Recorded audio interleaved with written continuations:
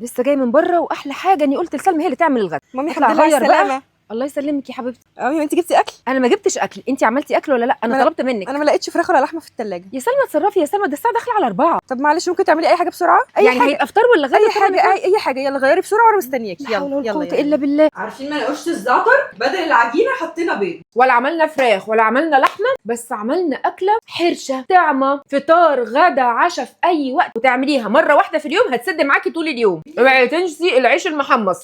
احنا نجيب بقى شويه فلفل اخضر على فلفل احمر رومي، حابه تحطي واحد سبايسي حطي، نقطعه كده بخروف صغير مربعات صغيره كده. عايزين نجيب بقى زعتر محوج، احطه هنا كده حوالي معلقتين 3 زعتر، عليه سمسم وشويه اضافات كده، هو بيتباع جاهز اوريدي ميكس عند العطار او في السوبر ماركت، اسمه زعتر حلبي او زعتر محوج. خلاص، وبعد كده نضرب البيض بتاعنا،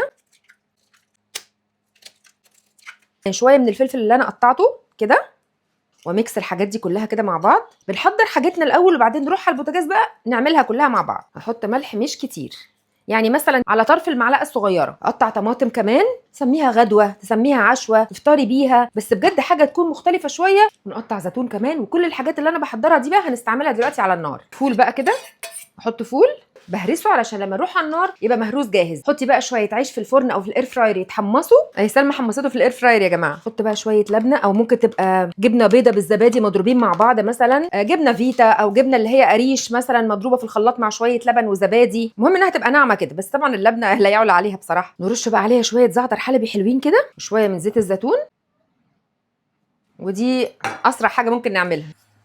حط سمنه بلدي، اوسع بس كده مكان كده، اعمل كده. دول 6 بيضات يا جماعه. كده كده البيض هيخش في الحتت دي ويستوي. نحط شويه موتزاريلا كده على الوش،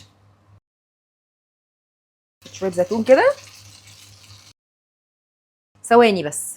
بصوا بقى من السخونه هي هتسيح. حطها بقى كده على جنب. حط الفول، حط عليه فلفل وطماطم، ممكن كمان تزودي شويه بصل على الفول بيبقى حلو قوي، شويه شطه براحتك بقى. حط طحينه، نعصر ليمون كده على الطحينه، قلب. رشه بقى من الملح، قلب. رشه كده من الكمون بقى. حط كده بقى زيت حار، شويه فول يا جماعه بقى. حط بقى الفول، البيض اللي بالزعتر والجبنه الجامد ده، تتغدي بيها تتعشي بيها، ويا سلام لو فطرتي بيها يوم الجمعه.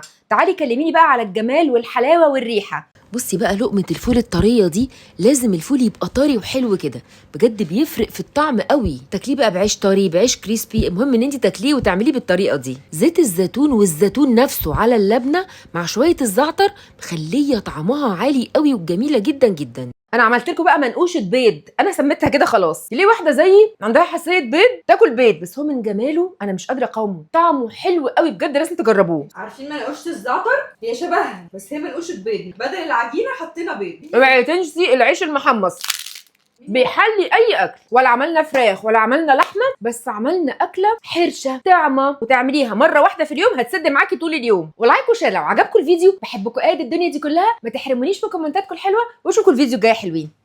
باي باي.